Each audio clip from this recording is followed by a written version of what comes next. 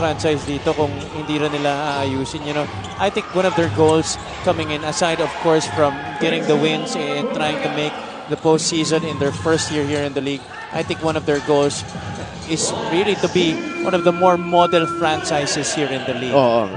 Talk about model franchises, and also, you know, malaking bagay ito in their efforts to promote their city and the province as a sports tourism hub.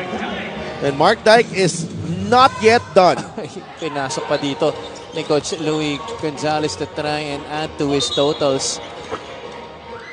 You know, Ilagan, just by having that nice venue in Capital Arena, very state-of-the-art facility. Very rare to have that kind of venue in our provinces. And just by having that puts them ahead of many places here in the Philippines. I think they have a huge volleyball event there this weekend. Itong Ilagan. Can't wait to be back. Malazarte is up to 9 points. Ganda din ang pick-up nito si Malazarte. No? Oh, yeah. From all the way, pinalipad to, galing Bacolod. 10 points para kay Kenneth Malazarte. Kung iisipin mo, if they started the season with this current team that they have right now, I think hindi ganito yung magiging record nila.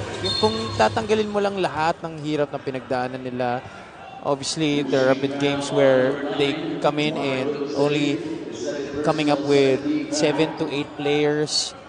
But if they started the season with this current crop that they have right now, sans the injuries and all of those other struggles that they've had, I think they would have been a more competitive team. Dahil nakita mo naman yung laban, ayaw naman magpatalo ng mga player dito eh. Yeah. It's just that there is a lot of inexperience. A lot of these guys are new to the league, but they seem to be unfazed. They're just here they are here to really put their province back on the map as one of the hotbeds of basketball here in the country. That's the second block of the Flying A. Flying A bang nickname ito ni Adorio? Kita mo naman yun. Flying. Really swept in to deny that shot. Barrera off the bounce. That won't go. Bautista will get to the pass. Sean Bautista will finish. And, you know, they have the right head coach in place to be able to kickstart their first year here in the league. Because if you're talking about a guy who knows how to develop habits and instill discipline, Coach Louie Gonzalez is definitely your guy. Yeah, they have the right man for the job, really. 99-69, the Bose will miss the bonus. Rebound ni Adorio. You know, he's dealt with a lot of pressure throughout his career. He's no stranger to it. I'm sure there was a lot of pressure from management, especially when the losses started coming, you know, to be able to get back on the winning track. But he has persevered through it. There's always a belief in there dun sa kampo ng Cowboys that at some point things will come together. Mark Dyke, that three rattles out. Malazarte. Gets it to Mark Barrera. Nandun pa rin ang Ilagan nakadepensa.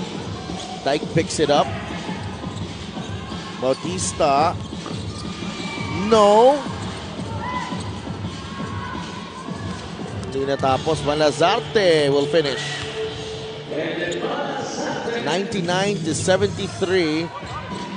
Coach Louie has had a luxury of giving guys like AJ Miranda, you know, a little rest in this ball game. Lalo na si Art de la Cruz. And Art de la Cruz, you expect him to be back in the coming weeks. But itong Ilagan Isabela Cowboys, with a third straight victory and an impressive one at that. Another impressive win para dito sa Ilagan Isabela Cowboys. The five-star Cowboys with a big win, 99-73.